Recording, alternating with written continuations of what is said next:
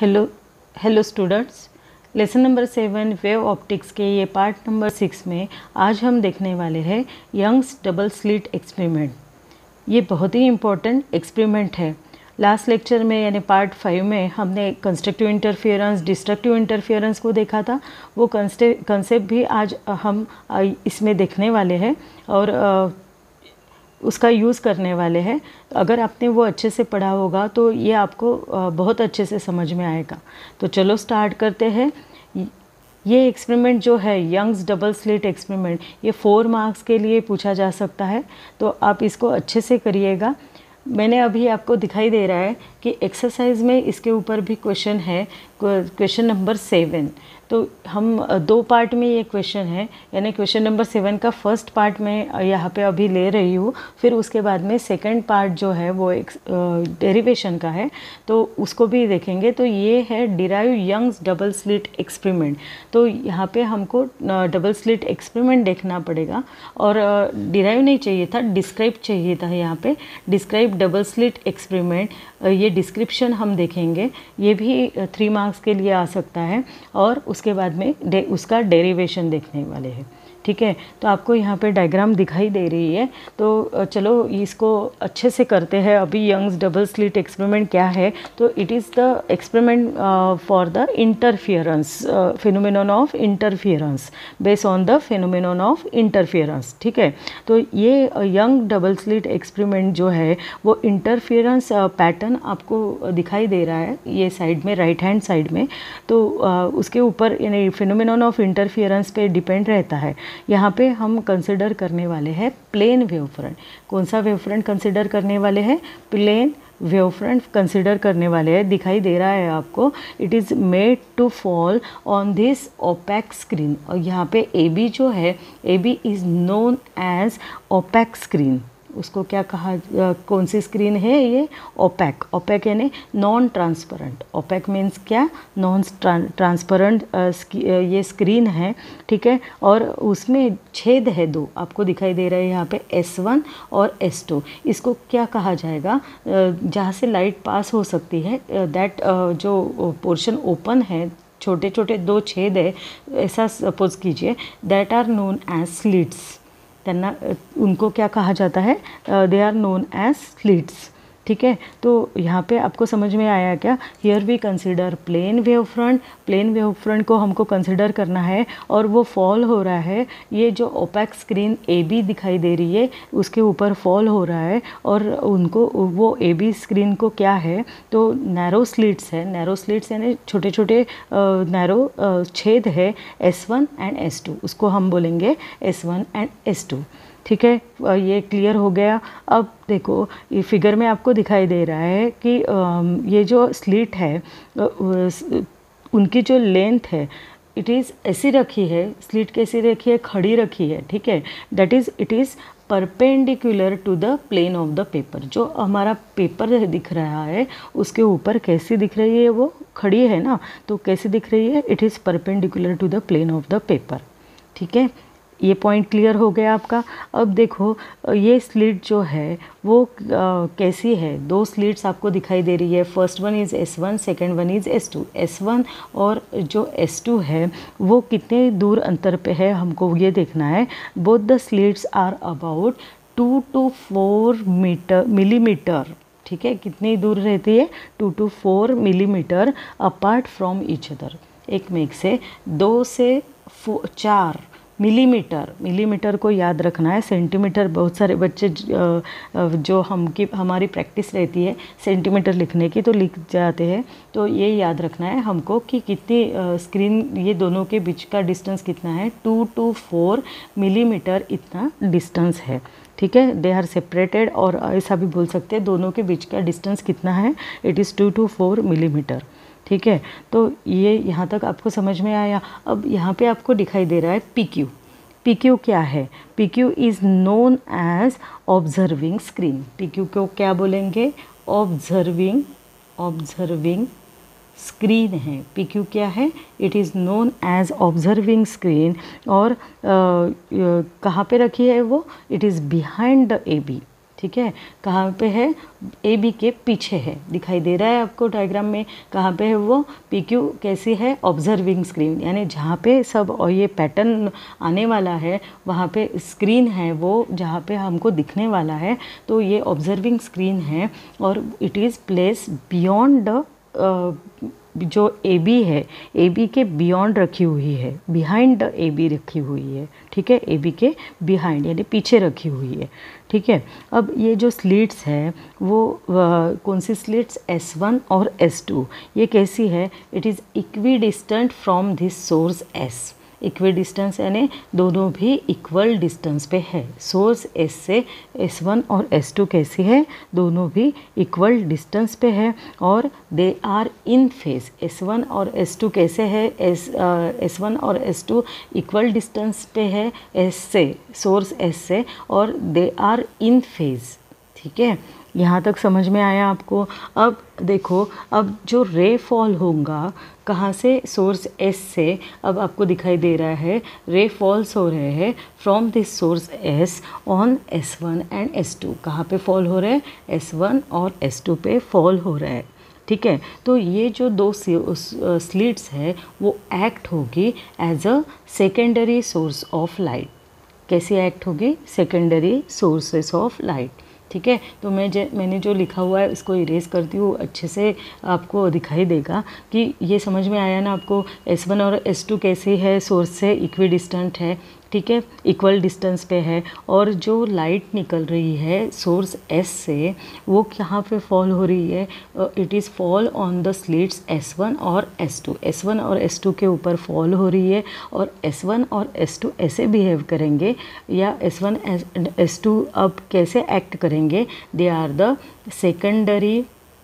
Secondary sources of light, ठीक है, वो कैसे एक्ट करेंगे, they are S1 and S2 acts as secondary sources of light, कैसे एक्ट करेंगे, सेकेंडरी सोर्सेस ऑफ लाइट है ऐसे एक्ट करेंगे, और वो क्या एमिट करेंगे, दे इमिट्स सिलेंड्रिकल वेवलेट्स, आपको दिखाई दे रहा है, सिलेंड्रिकल वेवलेट्स आपको दिखाई दे रहे हैं ना, या डायग्राम में देखो ऐसे ये सिलेंड्रिकल वेवलेट्स आपको दिखाई दे रहा है, S1 से भी निकल रहे हैं और S2 के भी निकल रहे हैं, S1 से निकल रहे हैं वो S2 को कोइंसाइड हो रहे हैं, हमने देखा हुआ है ये कंसेप्ट, ठीक है, इंटरफेयर हो रहे हैं एक को, ठीक है। तो ये यहाँ तक आपका क्लियर हो गया। अब देखो नेक्स्ट, ये जो दोनों सेकेंडरी सोर्सेस है, कौन, S1 और S2, वो क्या इमिट कर रहे हैं, वेव्स इमिट कर रहे हैं, और वो वेव्स कैसे है, दे आर इन फेज, वो वेव्स कैसी है, दे आर इन फेज है, ठीक है। और फिर क्या होगा, फिर ये सेकेंडरी वेवलेट्स है वो क्या तैयार कर रहे हैं, अल्टरनेट क्रिस्ट एंड ट्रफ तैयार कर रहे हैं, आपको दिखाई दे रहा है क्रिस्ट और ट्रफ, जैसे हमने देखा है कि crest is denoted by continuous line and trough is denoted by dotted line, they interfere with each other, जहाँ पे क्रिस्ट को मिल रहा है वहाँ पे कंस्ट्रक्टिव इंटरफियरेंस होता है, लास्ट लेक्चर में हमने देखा है, और जहाँ पे एक क्रिस्ट और एक ट्रफ ऐसा मिलता है वहाँ पे क्या तैयार होता है, there is a destructive interference, ठीक है। तो ये यहाँ तक आपको समझ में आया ना कि अगर इंटरफियरेंस कंस्ट्रक्टिव है तो इंटेंसिटी कैसे रहती है, इंटेंसिटी इज़ हाई, ठीक है, हाई इंटेंसिटी रहती है, और हमको जो बैंड मिलेगा तो वो यानी यहाँ पे स्क्रीन पे हमको बैंड मिलने वाले हैं, स्क्रीन का यूज़ क्या है, तो जो इंटरफियरेंस पैटर्न हमको मिलने वाला है वो स्क्रीन पे दिखाई देगा, ठीक है। तो यहाँ पे जो बैंड मिलेगा वो कैसा रहेगा, हाई इंटेंसिटी का मिलेगा, दैट इज़ ब्राइट बैंड मिलेगा हमको, ठीक है। तो एक डार्क बैंड मिलेगा और एक ब्राइट बैंड मिलेगा, ओके। तो यहाँ पे इसलिए आपको ये राइट साइड में देखो, ये जो बॉक्स दिखाई दे रहा है, डार्क बैंड दिख रहा है, फिर ब्राइट, फिर से डार्क, फिर ब्राइट, फिर से डार्क, फिर ब्राइट, फिर से डार्क, यानी alternate bright and dark band आपको मिल रहे हैं, ठीक है। अब जहाँ पे क्रिस्ट ट्रफ को कोइंसाइड हो रहा है, क्रिस्ट है, किससे कोइंसाइड हो रहा है, ट्रफ को। आपको दिखाई दे रहा है रेड डॉट, जहाँ पे रेड डॉट है वहाँ पे डिस्ट्रक्टिव इंटरफेरेंस है, जहाँ पे ब्लू डॉट है डायग्राम में ब्लू डॉट है वहाँ पे कंस्ट्रक्टिव इंटरफेरेंस है। ठीक है, कंस्ट्रक्टिव इंटरफेरेंस है तो इंटेंसिटी हाई रहती है, डिस्ट्रक्टिव इंटरफेरेंस है तो इंटेंसिटी ज़ीरो रहती है। ये हमने देखा हुआ है। ठीक है, ये हमने देखा है ना, याद है ना आपको। वो ही है कि अगर एक क्रेस्ट मिल रहा है एक ट्रफ को, वहाँ पे क्या तैयार हो जाता है, डिस्ट्रक्टिव इंटरफेरेंस। वहाँ पे क्या है, डिस्ट्रक्टिव इंटरफेरेंस मिलता है। ठीक है, डिस्ट्रक्टिव इंटरफेरेंस मिलता है और तब इंटेंसिटी कैसी रहती है, ज़ीरो इंटेंसिटी रहती है। ठीक है, इंटेंसिटी कैसी रहती है, ज़ीरो रहती है। और एक क्रिस्ट अगर कोइंसाइड होता है एक क्रिस्ट को, तो यहाँ पे जो कौन सा इंटरफेरेंस होता है, it is known as constructive interference और इंटेंसिटी इज़ मैक्सिमम। ठीक है, यानी यहाँ पे हमको मिलेगा ब्राइट बैंड और ऊपर के केस में हमको मिलेगा डार्क बैंड। ठीक है, तो अल्टरनेट ब्राइट और डार्क बैंड्स हमको मिलने वाले हैं। ठीक है, और कहाँ पे मिलने वाले हैं, स्क्रीन PQ पे मिलने वाले हैं। ठीक है, अल्टरनेट ब्राइट डार्क बैंड मिलने वाले हैं और कहाँ पे मिलने वाले हैं, ऑन स्क्रीन PQ। ठीक है, और जो डार्क एंड ब्राइट रीजन्स है दे आर नोन एज, अब इनको क्या कहा जाता है, जो एक डार्क दिख रहा है आपको, एक ब्राइट दिख रहा है, एक डार्क एक ब्राइट, यानी मैं यहाँ पे लिखती हूँ D, एक B यानी ब्राइट, फिर से डार्क मिला, फिर से ब्राइट, डार्क ब्राइट, ऐसा आपको मिल रहा है। तो इनको क्या कहा जाता है, they are known as fringes. उनको क्या कहा जाता है, they are known as fringes. And सब ये पूरे पैटर्न को क्या कहा जाता है, it is known as interference. यहाँ पे कंप्लीट करती हूँ इंटरफियरेंस वर्ड, इंटरफियरेंस पैटर्न, उसको क्या कहा जाता है, it is known as interference pattern. Okay, समझ में आया। This is the Young's double slit experiment. यहाँ पे डिराइव नहीं चाहिए था, यहाँ पे क्या चाहिए, describe Young's double slit experiment. ये 3 मार्क्स के लिए आ सकता है। आपको ये डायग्राम निकालनी पड़ेगी और उसके बाद में ये एक्सप्लेनेशन, ये पूरा जो मैंने बोला है ये एक्सप्लेनेशन पूरा लिखना पड़ेगा। ओके, ये एक्सप्लेनेशन आपको लिखना पड़ेगा। ये यहाँ पे आपको दिखाई दे रहा है एक्सप्लेनेशन। ठीक है, 6 पूरे के पूरे पॉइंट्स आपको यहाँ पे लिखने पड़ेंगे। ओके, समझ में आया फिर क्या है, तो कैसे लिखने पड़ेंगे, तो इसका आप स्क्रीनशॉट ले सकते हो। ठीक है, तो यहाँ तक समझ में आया आपको क्या है, तो यंग्स डबल स्लिट एक्सपेरिमेंट। अब मैं ये पढ़ के नहीं बताती हूँ, सब अपना हुआ है, आपको दिखाई दे रहा है कि 2 to 4 मिलीमीटर अपार्ट रहती है स्लिट्स। ठीक है, S1 S2 कैसे है, इक्वी डिस्टेंस है फ्रॉम S से, और फिर रेस फॉल होती है S1 और S2 पे, फिर 2 स्लिट्स एक्ट होती है सेकेंडरी सोर्सेस ऑफ लाइट, आपको यहाँ पे दिखाई दे रहा है। ठीक है, ये सब हो गया है हमारा। तो उसके बाद में हम देखेंगे, यहाँ पे आपको दिखाई दे रहा है 7 नंबर का पॉइंट कि 2 सोर्स एमिट, जो वेव्स एमिट करते हैं दे आर इन फेज, एक क्रेस्ट और ट्रफ है, और तो जो secondary wavelet superimpose as shown in figure interfere constructively अगर इंटरफियर करते हैं तो हाई इंटेंसिटी और gives rise to bright band. आपको 8 नंबर का पॉइंट में दिखाई दे रहा है। 9 नंबर के पॉइंट में दिखाई दे रहा है कि क्रिस्ट और एक ट्रफ अगर कोइंसाइड होते हैं तो ज़ीरो इंटेंसिटी की इमेज तैयार होती है, and all the images are produce on the screen PQ। ठीक है, और 10 नंबर का पॉइंट इंपॉर्टेंट है, the dark and bright regions are called fringes and whole pattern is called as interference pattern. ठीक है, अब मैं ये पढ़ती नहीं हूँ, आप भी अच्छे से इसका स्क्रीनशॉट लेकर इसको राइटिंग करके पढ़िएगा। ठीक है, यहाँ तक आपको समझ में आया होगा। फिर तो नेक्स्ट इसमें जाते हैं सेकंड पार्ट को, क्वेश्चन नंबर 7 का सेकंड पार्ट यहाँ पे आपको दिखाई दे रहा है कि derive conditions for occurrence of dark and bright fringes on the screen in Young's double slit experiment, define fringe width and derive a formula। ठीक है, क्या क्या करना है, देखो जो कंडीशंस है डार्क और ब्राइट फ्रिंजेस के लिए यंग्स डबल स्लिट एक्सपेरिमेंट में, वो कंडीशन हमको निकालनी है और डिफाइन करना है हमको फ्रिंज विड्थ एंड फॉर्मूला भी डिराइव करना है। ठीक है। तो यह हमको वही जो हमारी डायग्राम है उसको ही कंसिडर करना है। तो ये वहाँ पे हमने देखा था S1 और S2 क्या है, they are known as two coherent sources, monochromatic sources. Monochromatic यानी हैविंग द सिंगल वेवलेंथ, ठीक है, और दोनों भी सेपरेट होते हैं विथ डिस्टेंस d। ये है हमारे डायग्राम। अब ये शॉर्ट डायग्राम है, ये भी डायग्राम निकालनी इम्पोर्टेंट है, आपको ये भी डायग्राम निकालनी पड़ेगी। तो जो सोर्सेस है वो कैसे है, जो मोनोक्रोमेटिक सोर्सेस ऑफ लाइट है S1 and S2 and they are separated by the short distance d, ठीक है। किससे सेपरेट होते हैं, देखो S1 और S2 के बीच का डिस्टेंस आपको दिखाई दे रहा है, they are separated by the distance d, ठीक है। अब हम यहाँ पे कंसिडर करने वाले हैं, अब मैं सब आपको ये यहाँ पे लिख के ही बताने वाली हूँ।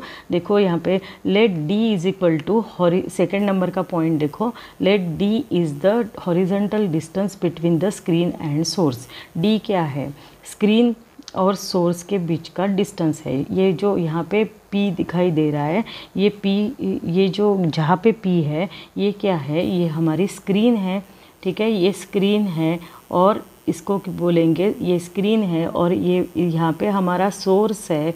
तो सोर्स और स्क्रीन के बीच का डिस्टेंस कितना है, कैपिटल D है, ठीक है। तो हम यहाँ पे लिख सकते हैं कि O के बारे में अब लिखेंगे।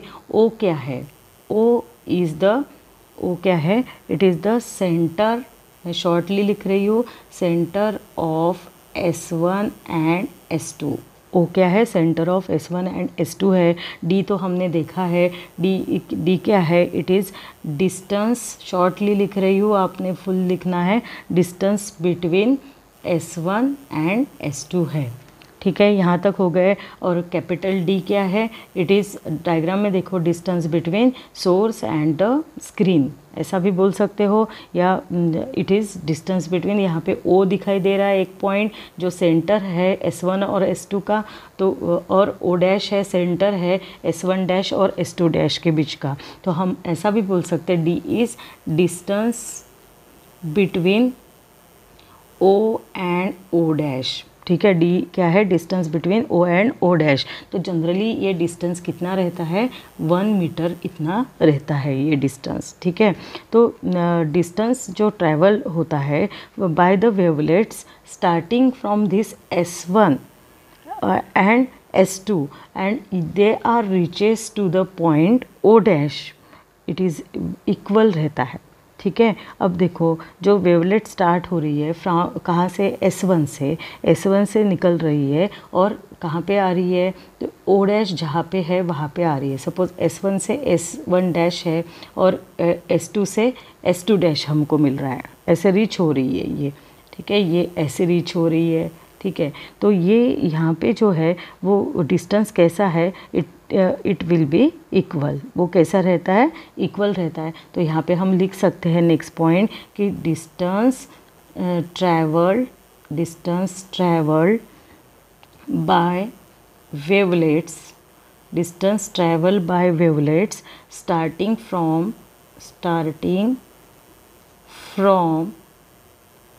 S1 and S2 to reach O dash will be, कैसा रहता है, विल बी इक्वल रहता है, ठीक है। तो O डैश में कैसा दिखता है, O डैश के तरफ देखो, ये है O डैश हमारा, ये O डैश है। तो O डैश पे जो वेव्स आती है तो वो कैसे रहती है, दे आर इन फेज, ठीक है। तो यहाँ पे हम लिख सकते हैं O डैश पे है तो at O dash two waves, जो वेव्स आती है, टू वेव्स आर इन, कैसे रहती है वो, आर इन फेज रहती है, ठीक है। तो अब O डैश पे इसीलिए हमको क्या दिखाई देता है, ब्राइट स्पॉट दिखाई देता है O डैश पे। ये O डैश है ना जहाँ पे मैंने सर्कल किया अभी, तो O डैश पे हमको क्या दिखाई दे रहा है, देगा फिर ब्राइट फ्रिंज या ब्राइट स्पॉट दिखाई देगा, यानी ब्राइट जो ब्राइट फ्रिंज रहती है, ब्राइट बैंड बोल सकते हो, ब्राइट फ्रिंज रहती है, वो कहाँ पे क्रिएट होगी, पहली ब्राइट फ्रिंज तैयार होगी एट O डैश, ठीक है। तो हम यहाँ पे लिख सकते हैं कि ब्राइट O डैश क्या है, O dash is a bright spot, O dash पे क्या है, ब्राइट स्पॉट होगा, ब्राइट स्पॉट होगा एंड ब्राइट जो ब्राइट फ्रिंज है, ब्राइट पहली जो ब्राइट फ्रिंज है, यानी वो पट्टी हमने आपको अभी दिखाई, fringe, it is fringe is at the centre of screen, that is at O dash. ठीक है, ओ डैश क्या है, ये स्क्रीन का सेंटर है। अब देखो ओ डैश यहाँ पे मैंने जो सर्कल किया है, बी लिखा है, तो वहाँ पे ओ डैश क्या है, it is the centre of the screen. ठीक है, यहाँ तक समझ में आया, ये एक्सप्लेनेशन ही है। अब हमारा डेरिवेशन स्टार्ट होगा। देखो अब नेक्स्ट इसमें लिखती हूँ मैं कि जो अब हमको डिटरमाइन करना है position of bright fringes on the screen, यानी अदर ब्राइट फ्रिंजेस। अब फर्स्ट ब्राइट फ्रिंज कहाँ पे डेवलप हो गई है, ओ डैश पे। ठीक है, क्योंकि जो वेव्स निकल रही है S1 से वो ओ डैश पे इक्वल डिस्टेंस पे पहुंच रही है। आपको दिखाई दे रहा है, देखो मैं डायग्राम को ये डायग्राम के ये सब जो मैंने लिखा है उसको क्लियर कर देती हूँ। आपको यहाँ पे डायग्राम में दिखाई दे रहा है कि S1 डैश और ओ डैश और S2 डैश और ओ डैश के बीच का डिस्टेंस जो है वो कैसा है, इक्वल है। यानी S1 dash to O dash और O is equal to O dash to S2 dash, दोनों भी सेम डिस्टेंस है। ओ डैश सेंटर में है और क्या तैयार हो रहा है, वहाँ पे ब्राइट फ्रिंज तैयार होगी। तो नेक्स्ट ब्राइट फ्रिंज कहाँ पे तैयार होगी ये हमको देखना है अभी। ठीक है, तो हमको डिटरमाइन करना है position of other bright fringe on the screen, इसको हमको डिटरमाइन करना है। तो मैं नेक्स्ट इसमें लिखती हूँ पोजीशन ऑफ फर्स्ट, और फर्स्ट न लिखते हुए अदर ब्राइट फ्रिंज कहाँ पे है इसको हम देखेंगे पहले। ओके, इसको डिटरमाइन करना है, तो इसको हम डिटरमाइन कर रहे हैं। तो इसके लिए हमको कंसिडर करना है, ये जो स्क्रीन है आपको यहाँ पे एक पॉइंट कंसिडर करना पड़ेगा स्क्रीन पे, वो है P is a point on the screen, और जो डिस्टेंस ट्रैवल हो रहा है by the wavelets at point P, यानी S1 से निकला हुआ P तक आता हुआ डिस्टेंस और S2 से P तक आता हुआ डिस्टेंस। ठीक है, दोनों भी आपको कैसे दिखाई दे रहे हैं, डिफरेंट है, वो दोनों भी इक्वल नहीं है। S1P और S2P दोनों कैसे दिख रहे हैं, डिफरेंट दिखाई दे रहे हैं।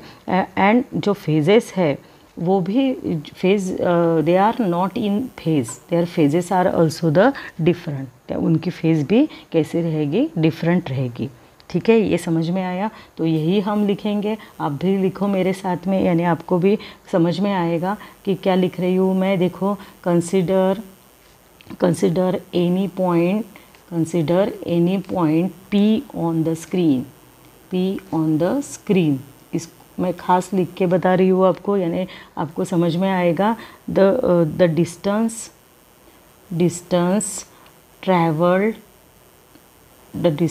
Travelled by two wavelets at point P from S1 and S2 are कैसे है, डिफरेंट है, दोनों भी डिस्टेंस कैसे है, डिफरेंट है। And so the phases wave की फेजेस भी कैसी है, phases of waves reaching at P will not be same. ठीक है, ये समझ में आया। अब फॉर ब्राइट फ्रिंज के लिए क्या होगा वो हम लिखेंगे। फॉर ब्राइट फ्रिंज, अगर ब्राइट फ्रिंज है P पे तो उसके लिए निकालेंगे अभी at P, for bright fringe at P को निकालेंगे। देखो, अगर ब्राइट कंडीशन है ये कि अगर हमको P पे ब्राइट फ्रिंज चाहिए। अब हमने देखा है कि S1P और S2P ये जो डिस्टेंस है दोनों भी बोथ आर अनइक्वल, यानी S1P is not equal to S2P, और जो वेव्स निकल रही है वो भी इन फेज नहीं है, ठीक है, उनकी फेजेस सेम नहीं है। तो अगर ब्राइट फ्रिंज तैयार होनी है तो एक कंडीशन है, वो कंडीशन हम देखेंगे कि अगर हमको ब्राइट फ्रिंज चाहिए तो देयर इज़ अ कंडीशन क्या है, देखो कि जो पाथ डिफरेंस है वो it is equal to path, sorry यहाँ पे मैं पेन अलग वाला यूज़ करती हूँ, जो पाथ डिफरेंस है, path difference it is equal to integral multiple of wavelength lambda. Wave की जो लेंथ है wavelength it is integral multiple of wavelength lambda, यानी n लैम्बडा, ठीक है। जो पाथ डिफरेंस है ये कंडीशन है। अब पाथ डिफरेंस कितना है, एक पाथ है हमारी S1P, दूसरी पाथ है हमारी S2P, तो पाथ डिफरेंस कैसा हो गया, S2P minus S1P it is equal to integral multiple of wavelength lambda. अगर ऐसा होता है तो n की वैल्यू कैसी रहती है, 1 2 3 4 ऐसी रहेगी। तो it is integral if this path difference, ये जो डिफरेंस है पाथ में का, अगर ये n लैम्बडा इतना मिलता है तो जो हमको जो फ्रिंज दिखाई देगी वो कैसी रहेगी, इट इज़ ऑफ ब्राइट, कैसी रहेगी, we get the bright fringe. क्या कैसे फ्रिंज मिलेगी हमको, bright fringe at point P, at P पे हमको ब्राइट फ्रिंज मिलेगी। ये कंडीशन समझ में आई। तो यही कंडीशन हमको यहाँ पे लिखना है कि देखो क्या बोला है फॉर ब्राइट के लिए, इफ़ पाथ डिफरेंस बिटवीन, किसके बीच का difference, S1P and S2P is an integral multiple of wavelength lambda, integral multiple of wavelength lambda, then the two waves arriving there will be, कैसे अराइव होगी, वहाँ पे कौन सा इंटरफेरेंस होगा, कंस्ट्रक्टिव इंटरफेरेंस होगा। तो यहाँ पे हम लिखेंगे विल बी अराइव देयर और विल बी इंटरफियर कंस्ट्रक्टिवली। कैसे इंटरफियर करेगी, कंस्ट्रक्टिवली इंटरफियर करेगी, प्रोड्यूसिंग, क्या प्रोड्यूस करेगी, ब्राइट फ्रिंज, ठीक है, क्या प्रोड्यूस करेगी, प्रोड्यूसिंग, यहाँ पे लिखती हूँ मैं, प्रोड्यूसिंग ब्राइट फ्रिंज तैयार करेगी, ठीक है। समझ में आया ये कि दोनों अगर कंस्ट्रक्टिव इंटरफेरेंस है तो वहाँ पे कौन सी फ्रिंज तैयार होगी, ब्राइट फ्रिंज तैयार होगी, ठीक है। ये हो गया हमारा फर्स्ट पॉइंट। अब डार्क अगर फ्रिंज होती है तो क्या कंडीशन है वो देखेंगे।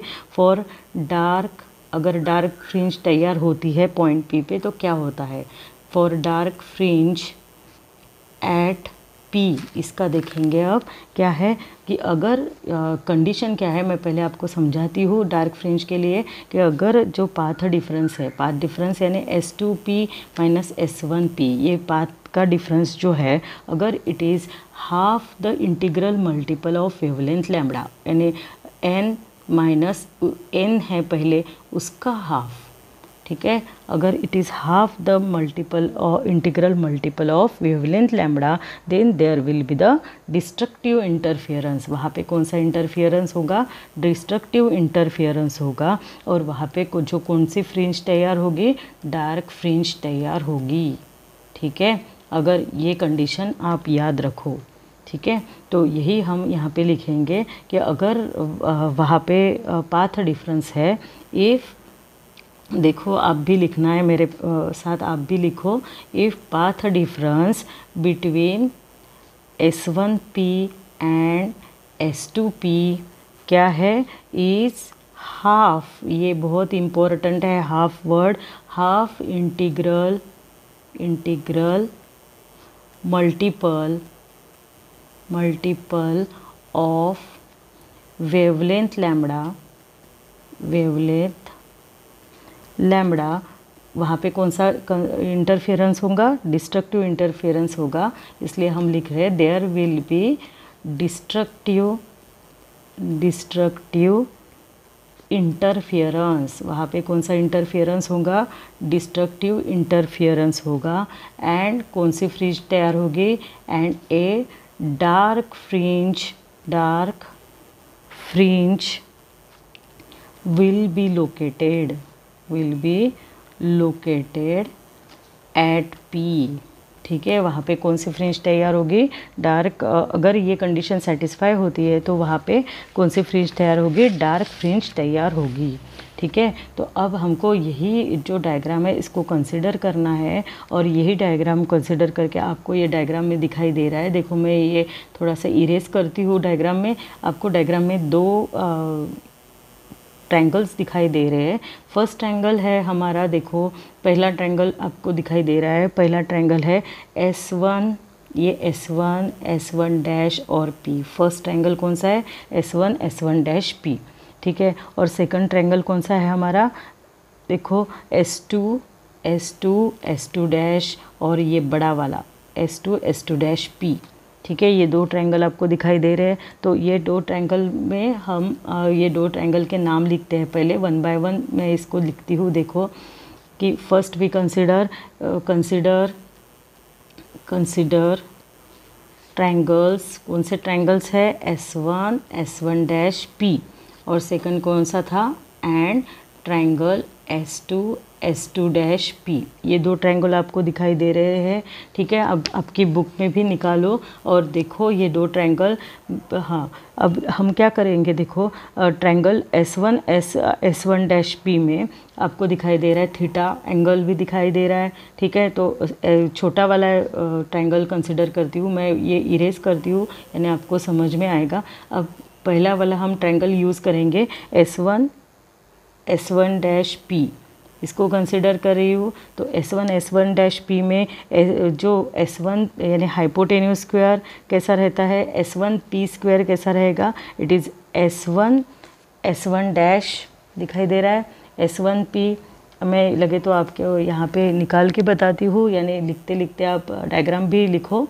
ठीक है, देखो यहाँ पे अब मैं निकाल रही हूँ, यहाँ पे ये ऐसा है।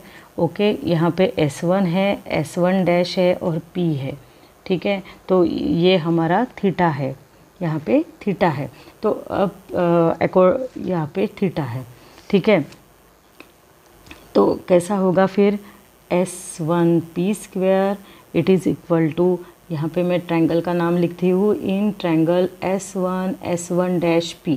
S1 P स्क्वायर कैसा रहेगा, देखो it is equal to S1 dash square, S1 dash square plus दूसरी साइड कौन सी रही है, P S1 स्क्वायर। आपने ये निकालना नहीं है, डायरेक्ट बुक में से आप डायरेक्टली भी लिख सकते हो।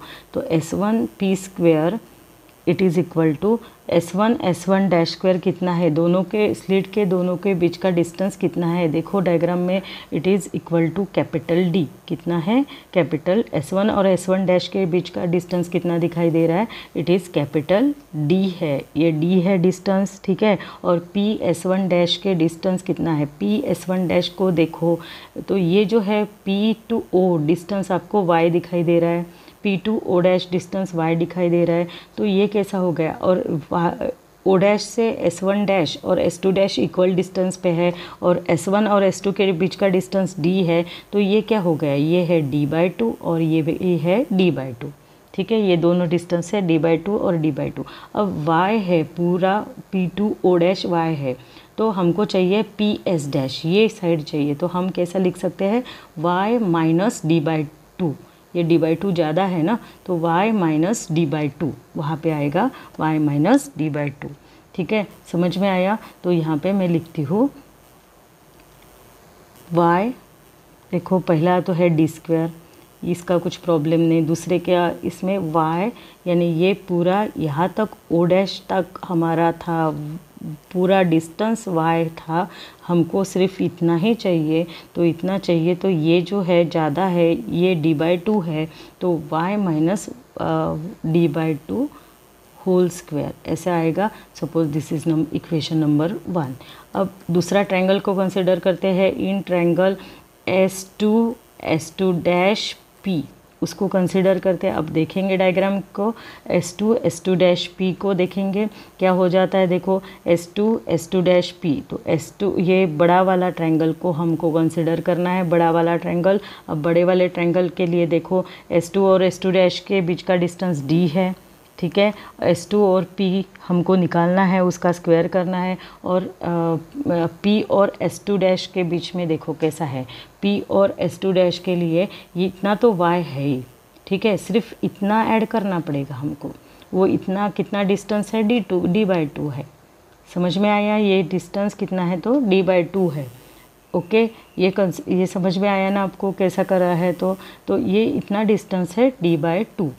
तो हमको क्या करना पड़ेगा, y प्लस D/2, यानी पूरा ये P to S डैश हमको ऐड करना पड़ेगा। P है, P to S डैश है y, और S1 dash to S2 dash का डिस्टेंस है D/2। यानी हमारे पास में आएगा, देखो कैसे आएगा, यहाँ पे मैं लिखती हूँ S2P square it is equal to D square, यानी यहाँ पे D स्क्वायर की जगह क्या चाहिए था, it is S2 dash square, ऐसा चाहिए था ना, S2 डैश स्क्वायर यहाँ पे चाहिए था, S2 dash square plus PS2 square, ठीक है, PS2 स्क्वायर। अब S2 डैश स्क्वायर कितना है, डिस्टेंस बिटवीन द स्लिट। अब यहाँ पे हमारा था S1 और ये बीच में है O, और यहाँ पे है हमारा S2। दोनों के बीच का डिस्टेंस कितना है, ये हम यहाँ पे अगर ज्वाइन करते हैं, यहाँ तक हम ज्वाइन करते हैं सपोज़, तो ये डिस्टेंस है हमारा कैपिटल D, तो ये हो गया कैपिटल D स्क्वायर, ठीक है। PS2 कितना है, अब PS2 यहाँ पे S2 है, अब ये P2O तो हमको y मिल रहा है, तो ये कितना है D/2 है, ठीक है। ये S2 नहीं, S2 यहाँ पे चाहिए था, ये D/2 है। D/2 यानी क्योंकि इसके बीच का पूरा ये डिस्टेंस D है, ठीक है, तो एक D/2 हो गया और दूसरा D/2, यानी हमको यहाँ पे चाहिए y plus D/2 whole square. कैसे आया, समझ में आया ना, P2O y है और ये हमको S2 तक चाहिए, तो ये भी डिस्टेंस हमको ऐड करना पड़ेगा यहाँ पे। तो दिस इज़ इक्वेशन नंबर 2। अब हम क्या करेंगे, इक्वेशन 2 माइनस इक्वेशन 1। अब ये आप डायरेक्टली यहाँ से ही लिखो, ये सब आपको समझने के लिए मैंने लिखा हुआ है ऊपर का, ठीक है। यानी क्या आएगा फिर, S2P whole square minus S1P bracket square it is equal to D square minus D square, यानी वो ज़ीरो हो जाएगा। ये D स्क्वायर, इसमें D स्क्वायर है, यहाँ पे भी D स्क्वायर है, दोनों ज़ीरो हो जाएंगे। लगे तो मैं लिखती हूँ D स्क्वायर प्लस पहला इक्वेशन है y plus D square by 2 minus D square, minus हो जाएगा, वो ओपन कर रहे, minus y minus D square by 2, ऐसा आएगा। D स्क्वायर कैंसिल हो जाएगा, वी गेट, अब ये कैसा मिल रहा है, X square minus Y square, यानी क्या मिलता है, x plus Y, X minus Y. हमको ये मैथ्स का फॉर्मूला मालूम है, ठीक है। तो कैसा आएगा, देखो यहाँ पे मैं लिखती हूँ x plus Y, X minus Y, यानी हमको यहाँ पे मिलेगा, देखो S2P प्लस S1P, और दूसरे ब्रैकेट में मिलेगा S2P माइनस S1P, ठीक है। तो मैं यहाँ पे लिखती हूँ S2P प्लस S1P, और दूसरे ब्रैकेट में लिखेंगे S2P माइनस S1P, ये हो गया। अब दूसरी साइड लिखते हैं y plus D square minus y minus D square, ऐसा मिलता है, ठीक है। तो उसको लिखेंगे y plus D square D/2 का square minus y minus D/2 का स्क्वायर, ऐसे मिलते हैं।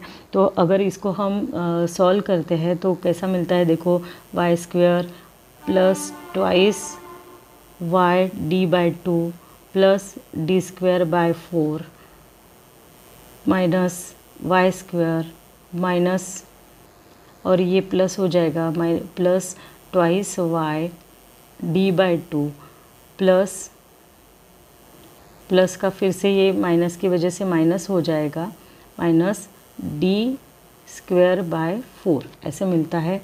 तो क्या क्या कैंसिल होता है, ये कैंसिल हो जाएगा, ये भी कैंसिल हो जाता है, यानी हियर 2/2 कैंसिल, ये भी 2 कैंसिल, यानी we get Y D plus Y D it is equal to 2YD, हमको मिल जाता है 2YD।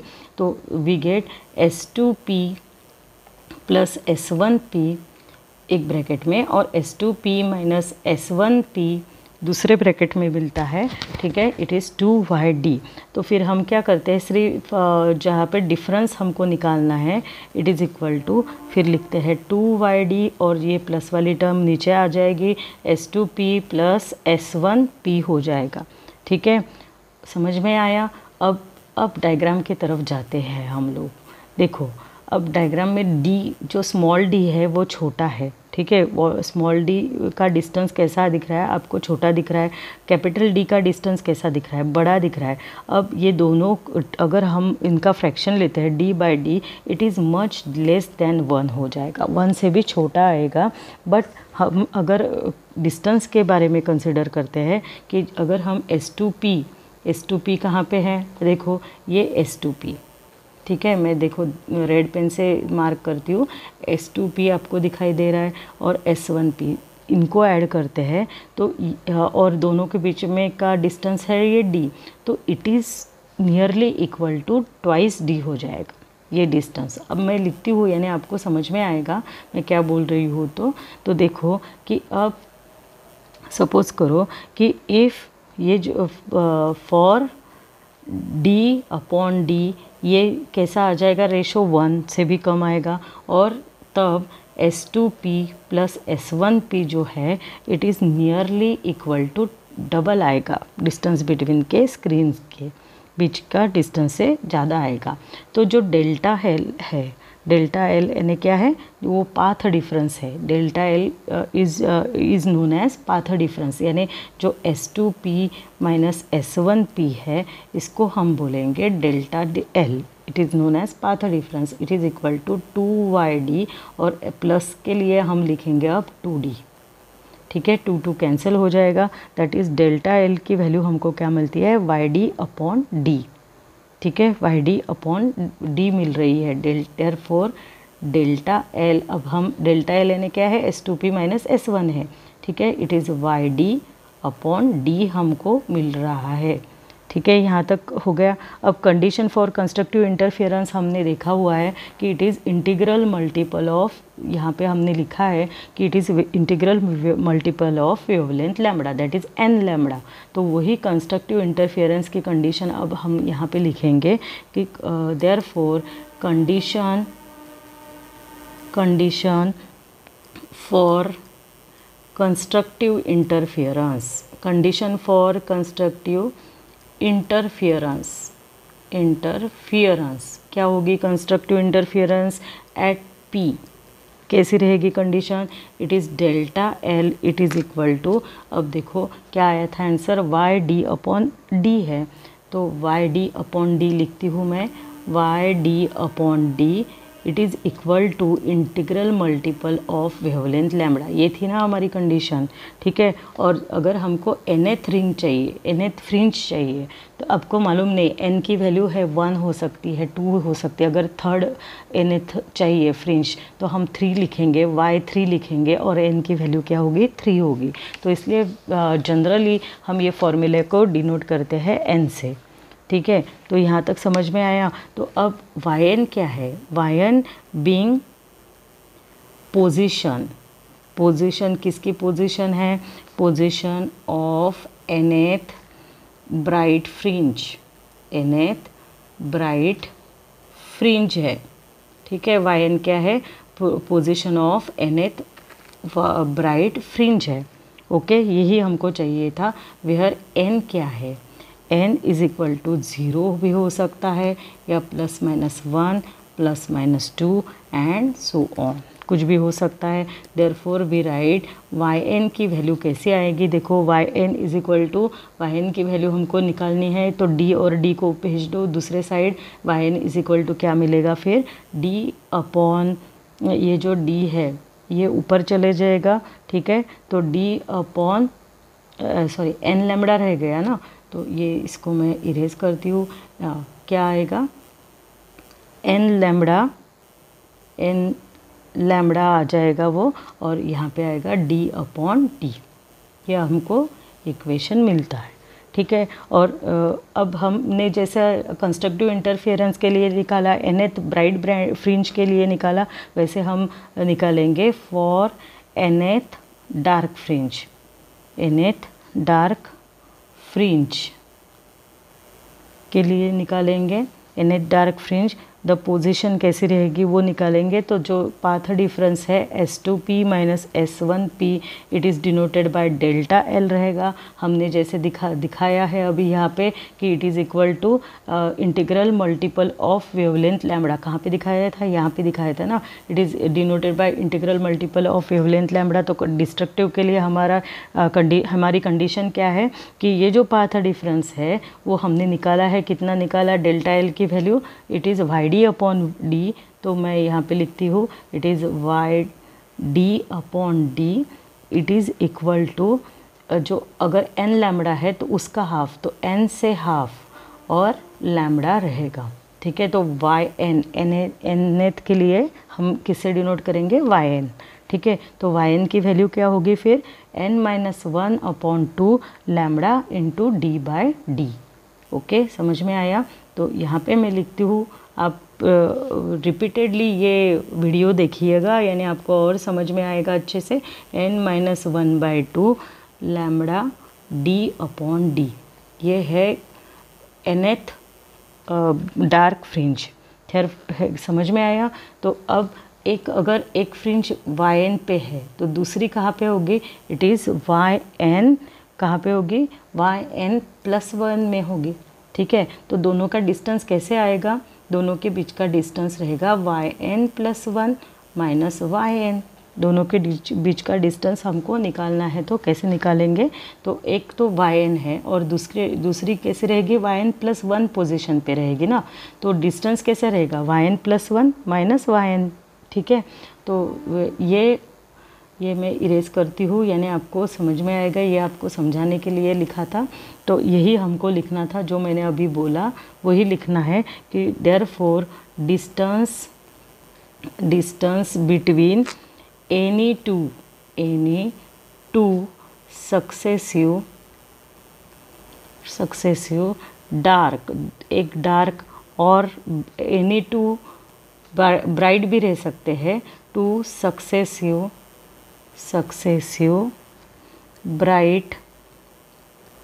Bright fringes. कैसे रहेगा वो, it is yn plus 1 minus yn, दोनों भी कैसे रहेगा, इज़ इक्वल। कैसे रहेगी, यानी एक ब्राइट रहेगी, एक डार्क रहेगी, एक ब्राइट रहेगी, एक डार्क रहेगी। तो दोनों भी ब्राइट का डिस्टेंस या दोनों भी डार्क का डिस्टेंस कैसे रहेगा, इट इज़ इक्वल रहेगा, ठीक है। समझ में आया ये। तो आप अगर प्रैक्टिस करोगे तो ये बहुत अच्छे से आपको और समझ में आएगा। तो इसको ही क्या बोलते हैं, दोनों इक्वल है and it is known as fringe width, ठीक है। यानी एक ब्राइट है, एक डार्क है, एक ब्राइट है, एक डार्क है। तो दोनों के, दो ब्राइट या दो डार्क के बीच का डिस्टेंस कैसा रहेगा, दो इक्वल डिस्टेंस पे ये रहेंगे, ठीक है। यानी ये ब्राइट, ये डार्क, ये ब्राइट, ये डार्क, अगेन ये एक ब्राइट, ये डार्क। तो दो ब्राइट के बीच का डिस्टेंस कैसा रहेगा, इक्वल, या दो डार्क के बीच का डिस्टेंस कैसे रहेगा, इक्वल। और इसको ही क्या बोलते हैं, हम बोलेंगे इसको, ये दोनों के बीच का डिस्टेंस, ये बीच का डिस्टेंस, ये ऐसा, it is known as fringe width. तो इसको यहाँ पे लिखती हूँ, this is called fringe width. उसको क्या बोलेंगे हम, फ्रिंज विड्थ। समझ में आया, फ्रिंज विड्थ यानी क्या है, distance between two successive bright और two successive dark fringe is known as, both are equal, ठीक है, they are equal and this is called as fringe width. उसको क्या कहेंगे हम, फ्रिंज विड्थ कहेंगे, ठीक है। देयरफॉर फ्रिंज विड्थ जो है, fringe width it is denoted by W और it is equal to delta Y it is equal to Y N plus one minus Y N रहेगा। देयरफॉर ये कैसा रहेगा फिर, W इज़ इक्वल टू कैसा रहेगा, it is lambda D upon D, sorry capital नहीं small D चाहिए, lambda W की वैल्यू कैसे रहेंगी, lambda D upon small D. ठीक है, यहाँ तक समझ में आया। दिस यही हमको निकालना था फ्रिंज विड्थ, तो this is the equation for the fringe width. Okay, अब phase difference between the two waves हमको देखना है कि दो वेव के बीच में कितना फेज डिफरेंस रहेगा।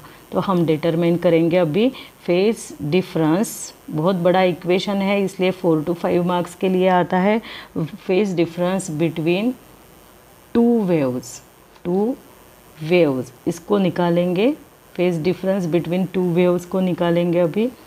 ठीक है, बहुत इजी है। देखो अब पाथ डिफरेंस और फेज डिफरेंस में क्या रिलेशन है, हम पहले वो देखते हैं कि रिलेशन बिटवीन, देखो रिलेशन बिटवीन पाथ डिफरेंस, जो पाथ डिफरेंस है, difference between the two path, and मैं शॉर्ट लिख रही हूँ, and path difference is denoted by delta L, हमने देखा अभी। Path difference and phase difference, अब फेज डिफरेंस हम दिखाएंगे, it is denoted by delta phi से दिखाएंगे। ठीक है, इट इज़ गिवन बाय कितना रहता है दोनों का difference, it is delta phi is equal to, ये फॉर्मूला को आपको लर्न ही करना है, 2 pi by lambda delta L, इतना डिस्टेंस रहता है, इतना पाथ डिफरेंस और फेज डिफरेंस में क्या रिलेशन है, delta phi is equal to 2 pi by lambda delta L, ये रिलेशन है। ठीक है, इसको याद रखना है। तो अगर कंस्ट्रक्टिव इंटरफेरेंस रहेगा तो क्या रहेगा, डिस्ट्रक्टिव इंटरफेरेंस रहेगा तो क्या रहेगा, ये हमको अभी देखना है। तो जो फेज डिफरेंस है पहले हम उसको निकालते हैं। Phase difference between two wave, अब वो जो P पॉइंट लिया था, रीचिंग एट पॉइंट P, और कहाँ से रीच हो रहे, फ्रॉम S1 एंड S2 से। ठीक है, कि कितना रहता है, it is delta phi is equal to Y D upon D, ये आपको लर्न करना पड़ेगा, 2 पाई अपॉन लैम्बडा, ऐसा रहता है। क्योंकि यहाँ पे देखो डेल्टा एल की वैल्यू क्या है, वाई डी अपॉन डी है, यही इक्वेशन से हमने ये इक्वेशन लिखा है, delta phi 2 pi by lambda लिखा ही है। तो डेल्टा एल की वैल्यू क्या है, delta L is Y D upon D. ठीक है, ये समझ में आया। This is the phasor difference, ये फॉर्मूले आपको सब लर्न करने पड़ेंगे। ठीक है, अब कंस्ट्रक्टिव इंटरफेरेंस के लिए क्या होता है वो देखो, कंडीशंस फॉर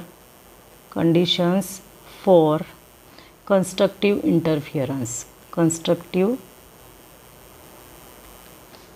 इंटरफेरेंस, शॉर्टकट लिखती हूँ, इन टर्म्स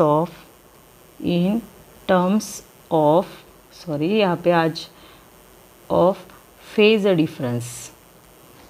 डिफरेंस के टर्म में क्या होगा, इक्वेशन क्या होगी, कंडीशन, ये हम देख रहे हैं। ठीक है, फेज डिफरेंस, ये condition for constructive interference in terms of phase difference हम देखेंगे क्या है। तो हमको मालूम है it is integral multiple of wavelength lambda, ऐसा था। तो अब हम फेज डिफरेंस भी कैसा रहता है, phase difference it is equal to integral multiple of phase pi. ठीक है, 2 पाई बाय लैम्बडा नहीं है अभी, पाई आएगा। ठीक है, तो n की वैल्यू क्या होगी ये आपको लर्न करना पड़ेगा। फेज डिफरेंस कैसा रहता है, it is integral multiple of pi, जैसे पाथ डिफरेंस था integral multiple of wavelength lambda, तो phase difference is integral multiple of pi.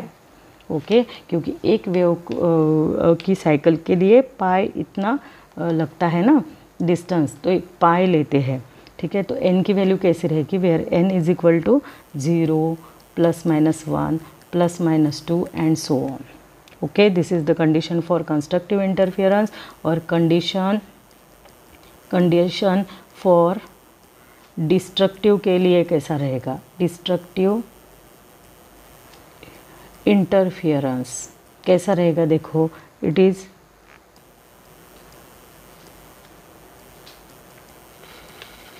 phasor difference is delta phi n is equal to n half the 2 पाई। ठीक है, कैसा रहेगा? It is the half integral multiple of phase 2 पाई। तो n की value कैसी रहेगी? It is +-1 +-2 and so on. ठीक है, तो आज हमने ये यहाँ पे हमारा ये पूरा यंग्स एक्सपेरिमेंट कंप्लीट हो जाता है। तो आज हमने ये किया है पूरा कंप्लीट। तो आप इसकी राइटिंग प्रैक्टिस ज़रूर करिएगा, एक दो बार ये वीडियो ज़रूर वॉच करिएगा। ठीक है, आज के दिन इतना ही करते हैं, राइटिंग प्रैक्टिस करिएगा। Bye, have a good day, thank you.